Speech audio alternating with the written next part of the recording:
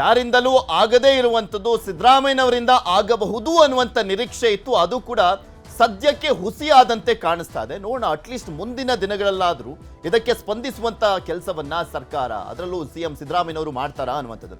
ಮುಂದಿನ ಸುದ್ದಿ ಹೋಗೋಣ. ಬೆಂಗಳೂರಿನಲ್ಲಿ ಬಿಎಂಟಿಸಿ ಬಸ್ ಡಿಕ್ಕಿಯಾಗಿ ಯುವತಿ ಸಾವಿನ ಪ್ರಕರಣಕ್ಕೆ ಸಂಬಂಧಪಟ್ಟಂತೆ ಪೀಣ್ಯದಲ್ಲಿ ಫುಟ್ಪಾತ್ ಮೇಲೆ ಹತ್ತಿದ್ದಂಥ ಬಿಎಂಟಿಸಿ ಬಸ್, ಫುಟ್ಪಾತ್ ಮೇಲೆ ಹೋಗ್ತಾ ಇದ್ದಂಥ ಮಹಿಳೆಗೆ ಬಸ್ ಡಿಕ್ಕಿ ಹೊಡೆದಿದೆ. ಪೀಣ್ಯದಲ್ಲಿ ಫುಟ್ಪಾತ್ ಮೇಲೆ ಬಿಎಂಟಿಸಿ ಬಸ್ ಹತ್ತಿತ್ತು. ಫುಟ್ಪಾತ್ ಮೇಲೆ ಹೋಗ್ತಾ ಇದ್ದಂಥ ಮಹಿಳೆಗೆ ಬಿಎಂಟಿಸಿ ಬಸ್ ಡಿಕ್ಕಿ ಆಗಿದೆ. ಹೆಬ್ಬಾಳದ ಬ್ಯಾಂಕ್ ಒಂದರಲ್ಲಿ ಕೆಲಸವನ್ನ ಮಾಡ್ತಾ ಇದ್ದಂಥ ಯುವತಿ ಕಂಡಕ್ಟರ್ ಬಸ್ ಚಾಲನೆ ಮಾಡಲಿಕ್ಕೆ ಹೋಗಿ ಎಡವಟ್ಟಾಗಿದೆ. ಡ್ರೈವರ್ ಬದಲಾಗಿ ಕಂಡಕ್ಟರ್ ರಮೇಶ್ ಬಸ್ ಚಾಲನೆಯನ್ನ ಮಾಡಿದ್ದಾನೆ. ಅದು ಮೇನ್ ರೋಡಲ್ಲಿ ತುಂಬಿದಂಥ ಬಸ್ಸನ್ನು ಓಡಿಸುವಂಥ ಚಟ ಏನಕ್ಕಿತ್ತೋ ಏನಿಗೆ. ಯಾಕೆಂದರೆ ಫಸ್ಟ್ ಆಫ್ ಆಲ್ ಆತನಿಗೆ ಆ ಒಂದು ಬಸ್ಸನ್ನು ಓಡಿಸ್ಲಿಕ್ಕೆ ಯಾವುದೇ ಪರ್ಮಿಷನ್ ಇಲ್ಲ. ಇಂಥ ಸಂದರ್ಭದಲ್ಲೂ ಕೂಡ ಆ ಕಂಡಕ್ಟರ್ ರಮೇಶ್ ಅನ್ನೋನು ಬಸ್ ಓಡಿಸ್ಲಿಕ್ಕೆ ಹೋಗಿದ್ದಾನೆ. ಅಮಾಯಕ ಜೀವವನ್ನು ಬಲಿ ತೆಗೆದುಕೊಂಡಂತಾಗಿದೆ. ಬ್ರೇಕ್ ಬದಲು ಎಕ್ಸಿಲೇಟರ್ ಒತ್ತಿದ್ದಕ್ಕೆ ಅಪಘಾತ ಆಗಿದೆಯಂತೆ. ಇದರಲ್ಲೇ ಗೊತ್ತಾಗುತ್ತೆ ಈತ ಯಾವ ಲೆವೆಲ್ಗೆ ಎಕ್ಸ್ಪರ್ಟು ಅಂತ.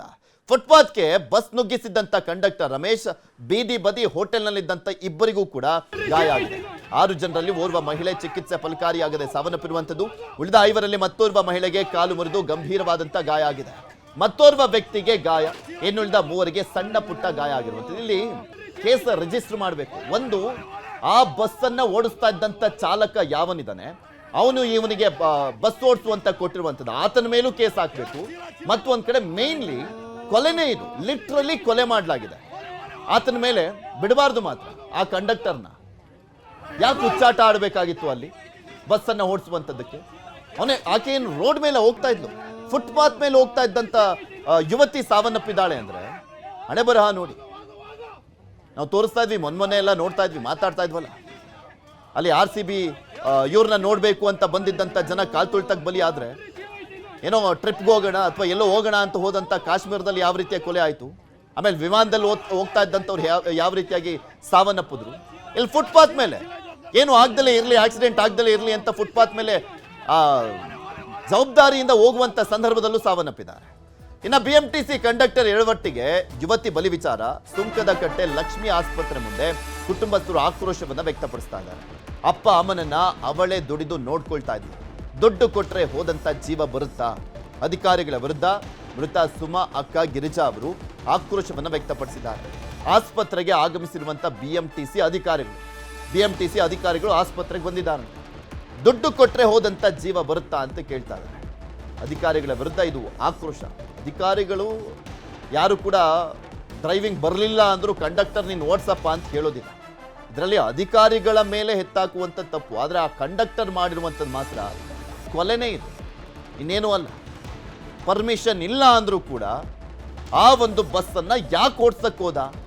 ಆ ಬಸ್ ಡ್ರೈವರ್ ಯಾಕೆ ಕೊಟ್ಟ ಆತನಿಗೆ ಬಸ್ ಓಡಿಸ್ಲಿಕ್ಕೆ? ಬ್ರೇಕ್ ಒತ್ತೋ ಬದಲು ಎಕ್ಸಿಲೇಟರ್ ಒತ್ತದಂತೆ, ಅದಕ್ಕೆ ಬಸ್ ಓಡಿಸಕ್ಕೆ ಬರಲ್ಲ ಅನ್ನೋದು ನೋಡಿ. ಆ ಯುವತಿ ಸಾವನ್ನಪ್ಪದ್ದು, ಪಾಪ ಅವರ ಕುಟುಂಬಸ್ಥರು ಇನ್ನೇನ್ ಮಾಡ್ತಾರೆ, ಆಕ್ರೋಶ ವ್ಯಕ್ತಪಡಿಸ್ತಾರೆ.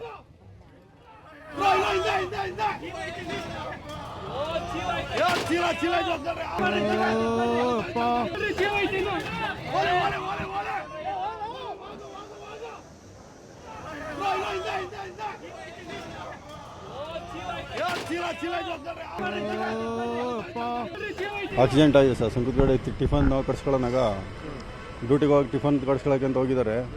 ಫುಟ್ಪಾತಲ್ಲಿ ನಿಂತಿದ್ರಲ್ಲ, ಅವನು ಬಸ್ಸು ಡ್ರೈವರ್ ಇರಲಿಲ್ವಂತೆ. ಪಾರ್ಕಿಂಗ್ ಮಾಡೋಕೆ ಹೋಗಿ ಕಂಡಕ್ಟರ್ ಗಾಡಿ ತೆಗಿಯೋಕೆ ಹೋಗ್ಬಿಟ್ಟು ಎಲೆಕ್ಟ್ರಿಕ್ ಗಾಡಿ BMTC ಹೊಡೆದಿರೋದು ಅವರು. ಅಪ್ಪ ಅಮ್ಮ ಹಳ್ಳಿಲಿ ಬೆಳೆಯೋದವರೆಗೂ ಯಾರು ಮಾಡೋರಿಲ್ಲ. ನಾನೇ ದುಡಿತೀನಿ, ನಾನು ನೋಡ್ಕೋತೀನಿ ಅಪ್ಪ ಅಮ್ಮನ ಅಂತ ನೋಡ್ಕೊಂತಿದ್ಲು, ಎಲ್ಲ ಚೆನ್ನಾಗಿದ್ಲು. ಕಂಡಕ್ಟರ್ ಹೆಂಗ್ ತೆಗ್ದ? ಈಗ ಸುಮಾರು ಜನಕ್ಕೆ ಏಟಾಗಿದೆ. ಕೆಲವೊಬ್ರು ಸಣ್ಣ ಪುಟ್ಟ ಗಾಯ ಆಗಿ ಟ್ರೀಟ್ಮೆಂಟ್ ತಗೊಂಡು ಕೆಲ್ಸಕ್ಕೆ ಹೋಗಿದ್ದಾರೆ. ಕೆಲವ್ರಿಗೆ ಎಲ್ಲರಿಗೂ ಅಪ್ಪ ಅಮ್ಮ ರಿಲೇಷನ್ ದುಡ್ಡಿರಾರ ಇರಲ್ಲ ಸರ್. ಅಲ್ಲಿಂದ ಇಲ್ಲಿಗೆ ಬರೋಷ್ಟರಲ್ಲಿ ಬ್ಲಡ್ ಹೋಗಿ ನಮ್ಮ ತಂಗಿಗೆ ಜೀವ ಹೋಗಿದೆ. ಆಗೋಗಿದೆ. ಗೌರ್ಮೆಂಟ್ ಇಂದ ನಿಮ್ಗೆ ಏನ್ ಬರ್ಬೇಕೋ ಎಲ್ಲ ಬರುತ್ತೆ. ದುಡ್ಡು ಬಂದ್ರೆ ಜೀವ ಉಳಿಯುತ್ತಾ? ನಮ್ಮ ತಂದೆ ತಂದಿನ ಸಾಕ್ತಾರ ಅವ್ರ ದುಡ್ಡು? ನಮ್ಮ ತಂದೆ ತಂದೆಗೆ ಇದ್ದಿದ್ದೆ ಅವಳು, ಯಾರು ಸಾಕ್ತಾರೆ ಇವಾಗ? ನಮ್ಮ ತಂದೆ ತಾಯಿಗೆ ನಾವ್ ಏನ್ ಹೇಳ್ಬೇಕು? ಇದೆಲ್ಲದ್ರ ಬಗ್ಗೆನೂ ಕೂಡ ಮತ್ತಷ್ಟು ಮಾಹಿತಿಯನ್ನ ಕೊಡ್ತಾ ಹೋಗ್ತಾರೆ ನಮ್ಮ ಪ್ರತಿನಿಧಿ ಶರಣು ಹಂಪಿ. ನಮ್ಮ ಜೊತೆ ನೇರ ಸಂಪರ್ಕದಲ್ಲಿ ಜಾಯ್ನ್ ಆಗಿದ್ದಾರೆ. ಶರಣು ಹಂಪಿ, ಲಿಟ್ರಲಿ ಇದೊಂದು ರೀತಿಯಾದಂಥ ಕೊಲೆ ಅಂತ ಹೇಳಿದ್ರು ಕೂಡ ತಪ್ಪಾಗ್ಲಿಕ್ಕಿಲ್ಲ. ಬಿಕಾಸ್ ಆಕೆ ಫುಟ್ಪಾತ್ ಮೇಲೆ ನಡ್ಕೊಂಡು ಹೋಗ್ತಾ ಇದ್ದಂಥ ಸಂದರ್ಭದಲ್ಲಿ ಆತನಿಗೆ ಪರ್ಮಿಷನ್ನೇ ಇಲ್ಲ ಕಂಡಕ್ಟರ್ ಒಬ್ಬ ಓಡಿಸ್ಬೇಕು ಅಂತ.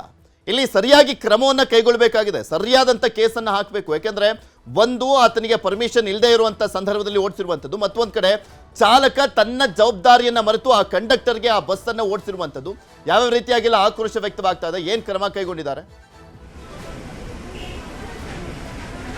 ನಿಜವಾಗ್ಲೂ ಕೂಡ ಇದು ಆಕಸ್ಮಿಕವಾದಂಥ ಅಪಘಾತ ಅಲ್ಲ.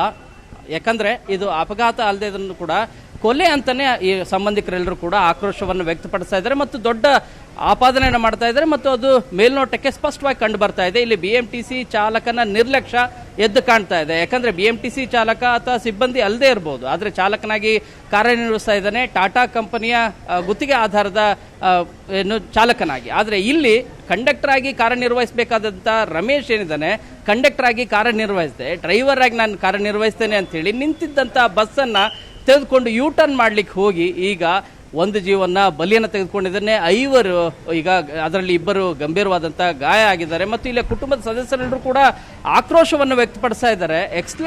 ನಿಮ್ಮ ಬ್ರೇಕನ್ನು ಎಕ್ಸ್ಲೇಟರ್ ಅನ್ನೋ ರೀತಿಯಾಗಿ ಒತ್ತಿದ ಪರಿಣಾಮವಾಗಿ ಸಾಕಷ್ಟು ದೊಡ್ಡ ಅನಾಹುತ ಆಗಿದೆ. ಇನ್ನು ದೊಡ್ಡ ಅನಾಹುತ ಆಗೋದು ತಪ್ಪಿದೆ. ಯಾಕೆಂದ್ರೆ ಅಲ್ಲಿ ಮುಂದೆ ಇದ್ದಂಥ ಬೀದಿ ಬದಿಯ ಹೋಟೆಲ್ ಮತ್ತು ಮರ ಏನಿತ್ತು, ಡಿಕ್ಕಿ ಹೊಡೆದ ಪರಿಣಾಮವಾಗಿ ಅದರ ಹಿಂಭಾಗದಲ್ಲಿ, ಮರದ ಹಿಂಭಾಗದಲ್ಲೇ ಹೋಟೆಲ್ ಇತ್ತು. ಸೊ ಅಲ್ಲಿ ತಿಂಡಿ ಮಾಡ್ತಿದ್ದಂಥವ್ರು ಬಹಳಷ್ಟು ಜನ ಇದ್ರು, 10ಕ್ಕೂ ಹೆಚ್ಚು ಜನ ಇದ್ರು. ಅವರೆಲ್ಲರಿಗೂ ಕೂಡ ದೊಡ್ಡ ಮಟ್ಟದಲ್ಲಿ ಗಾಯ ಆಗಿಲ್ಲ. ಒಂದು ವೇಳೆ ಏನಾದರೂ ಆ ಮರ ಇಲ್ಲದೇ ಇದ್ದರೆ 10ಕ್ಕೂ ಹೆಚ್ಚು ಜನರು ಕೂಡ ಮೃತರಾಗಬೇಕಾದಂಥ ಪರಿಸ್ಥಿತಿ ನಿರ್ಮಾಣ ಆಗ್ತಾ ಇತ್ತು. ಸೊ ಈಗಾಗಲೇ ಖಾಸಗಿ ಆಸ್ಪತ್ರೆಯಲ್ಲಿ ಈಗ ಏನು ಚಿಕಿತ್ಸೆ ಫಲಕಾರಿಯಾಗದೆ ಸುಮಾ ಅನ್ನುವಂಥ ಯುವತಿ ಏನಿದ್ದಾರೆ, 25 ವಯಸ್ಸಿನ ಯುವತಿ ಮೃತರಾಗಿದ್ದಾರೆ.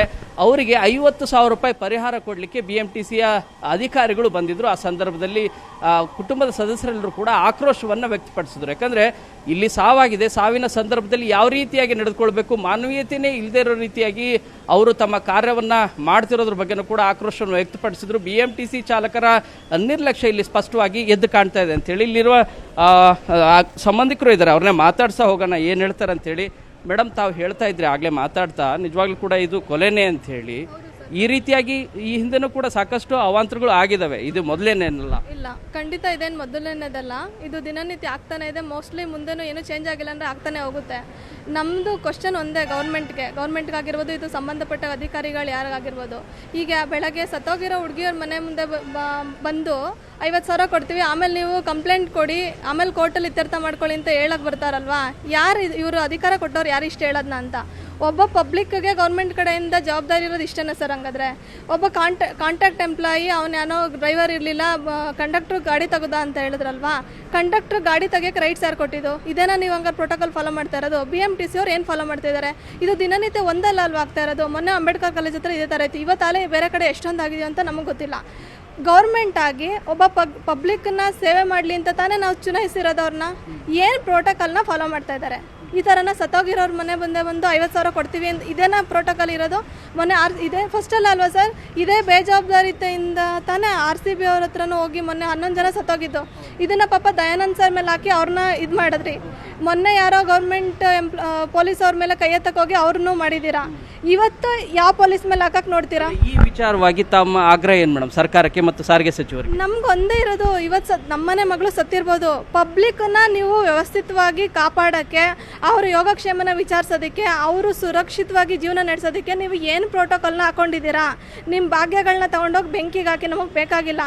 ಒಬ್ಬ ವ್ಯಕ್ತಿನ ನೀವು ಮೇಂಟೈನ್ ಮಾಡೋಕ್ಕೆ ಏನು ಪ್ರೋಟೋಕಾಲ್ನ ಫಾಲೋ ಮಾಡ್ತಾ ಇದ್ದೀರಾ? ನಮ್ಗಳ ಚಪ್ಪಲಿ ತೊಗೊಂಡು ನಾವು ಹೊಡ್ಕೊಬೇಕು ಸರ್. ಇವತ್ತು ಆ ವ್ಯವಸ್ಥೆಯಲ್ಲಿ ನಾವಿದ್ದೀವಿ. ನನ್ನ ಮೇಲೆ ಅವ್ರ ಕಾಳಜಿ ಇಲ್ಲ, ಅವ್ರಿಗೆ ನಾವು ಕಾಳಜಿ ಇಲ್ಲ. ಅಧಿಕಾರ ಬೇಕು, ತೊಗೊಂಡಿದ್ದಾರೆ. ಒಬ್ಬ BMTC ಆಗಿ ಕಾಂಟ್ರಾಕ್ಟ್ ಎಂಪ್ಲಾಯ್ ಅಂತ ತೊಗೊಂಡಿದ್ದಾರಲ್ಲ, ಕಾಂಟ್ರಾಕ್ಟಿಗೆ ಏನಕ್ಕೆ ತೊಗೊಂಡ್ರು? ಹಂಗಾರೆ ಗೌರ್ಮೆಂಟ್ಗೆ ಒಂದು ವ್ಯಕ್ತಿಗೆ ಕೆಲಸ ಕೊಡೋಷ್ಟು ಯೋಗ್ಯತೆ ಇಲ್ವಾ ಇವಾಗ? ಹಂಗಿದ್ರೆ ಇಷ್ಟು ಇಲ್ಲದೆ ಇದ್ಮೇಲೆ ಈ ಭಾಗ್ಯಗಳನ್ನೆಲ್ಲ ತಗೊಂಡು ಇನ್ನೂ ಪ್ರೆಷರ್ ಆಗ್ತಿದ್ದಾರೆ. ಇವಾಗ ನೀವು ಇದೇ ಕ್ವಶನ್ ಹೋಗ್ಬಿಟ್ಟು ಆ ಕಂಡಕ್ಟರ್ಗೋ ಡ್ರೈವರ್ಗೋ ಕೇಳಿದ್ರೆ ಅವ್ರ ಪ್ರೆಷರ್ನ ಹೇಳ್ತಾರೆ. ನೀವು ದಯವಿಟ್ಟು ಅವ್ರನ್ನ ಕೇಳಬೇಕು, ಇದನ್ನ ಯಾವ ಪ್ರೆಷರಲ್ಲಿ ಇದ್ರಿ ನೀವು, ಏನಕ್ಕೆ ಈ ಥರ ಮಾಡಿದ್ದೀರಾ ಅಂತ. ಸಚಿವರಿಗೆ ತಾವು ಏನು ಹೇಳಕ್ ಬಯಸ್ತೀರಿ? ಈಗ ಒಂದು ಸಾವಾಗಿದೆ ಈ ವಿಚಾರವಾಗಿ. ಸರ್, ಏನೇ ಇದ್ರೂ ಪಾಪ ಅವ್ರಿಗೆ ಓಡಾಡೋಕ್ಕೆಲ್ಲ ಆಗಲ್ಲ. ಅವರು ಏಜ್ ಆಗಿದೆ ಅವ್ರ ಅಪ್ಪ ಅಮ್ಮನಿಗೆ, ಅವರು ಇರೋದೆಲ್ಲ ಹೆಣ್ಮಕ್ಳು. ಅವರೆಲ್ಲ ಅವ್ರ ಮದುವೆ ಆಗಿ ಅವ್ರ ಗಂಡೀರ್ ಮನೇಲಿ ಇದ್ದಾರೆ. ಕೋರ್ಟ್ ಕೇಸ್ ಅಂತ ಅಲಿಯೋಕ್ಕಾಗೋದಿಲ್ಲ. ಏನೇ ಇದ್ರು ಇವತ್ತು ಇಲ್ಲಿ ಬಂದು ಮಾತಾಡ್ಬಿಟ್ಟು ಹೋಗ್ಬೇಕು, ಬರಬೇಕು ಅವರಷ್ಟೇ. ಓಕೆ ಸೊ ಇಲ್ಲಿಗೆ ಅಧಿಕಾರಿಗಳು ಮಾತ್ರ ಅಲ್ಲ, ಸಚಿವರು ಕೂಡ ಬರಬೇಕು ಮತ್ತು ಕೇವಲ ಭರವಸೆ ನೀಡೋದಲ್ಲ, ಕುಟುಂಬಕ್ಕೂ ಕೂಡ ಅನುವಾಗೋ ರೀತಿ ಅವರಿಗೆ ಪರಿಹಾರ ಕೊಡುವಂಥ ಕಾರಣನೂ ಕೂಡ ಆಗಬೇಕು ಮತ್ತು ಈ ರೀತಿಯಾದಂಥ ನಿರ್ಲಕ್ಷ್ಯಗಳು ಮುಂದುವರಿಬಾರ್ದು, ಆ ರೀತಿಯಾದಂಥ ಮುನ್ನೆಚ್ಚರಿಕಾ ಕ್ರಮಗಳನ್ನು ಕೈಗೊಳ್ಳಬೇಕು ಅನ್ನುವಂಥ ಒತ್ತಾಯವನ್ನು ಮಾಡ್ತಾ ಇದ್ದಾರೆ. ಪೃಥ್ವಿ. ಓಕೆ, ಧನ್ಯವಾದ ಶರಣು ಹಂಪಿ ನಿಮ್ಮೆಲ್ಲ ಮಾಹಿತಿಗಾಗಿ. ಎಷ್ಟು ಜವಾಬ್ದಾರಿಯಿಂದ ಮಾತನಾಡಿದ್ರು ಆ ಮಹಿಳೆ. ಸರ್ಕಾರಕ್ಕೆ ಸಾಕಷ್ಟು ಪ್ರಶ್ನೆಗಳನ್ನ ಕೇಳಿದ್ದಾರೆ. ನೋಡಿ, ಅಧಿಕಾರಿಗಳು ಮಾಡಿದಂಥ ತಪ್ಪಿಗೆ ಯಾವನೋ ಒಬ್ಬ ಓಡ್ಸಕ್ಕೆ ಬರದೇ ಇದ್ದಂಥವನು ಆ ಬಸ್ಸನ್ನು ತಗೊಬಂದಂಥ ತಪ್ಪಿಗೆ ಒಂದು ಜೀವನೇ ಬಲಿಯಾಗಿದೆ. ಆದರೂ ಬಸ್ ಒಳಗೂ ಕೂಡ ಸಾಕಷ್ಟು ಜನ ಇದ್ರು. ಅವ್ರ ಜೀವಕ್ಕೆ ಯಾರು ಹೊಣೆ ಆಗಿದ್ರೆ, ಏನಾದರೂ ಅಕಸ್ಮಾತ್ ಹೆಚ್ಚು ಕಮ್ಮಿ ಆಗಿದ್ರೆ ಅಂತ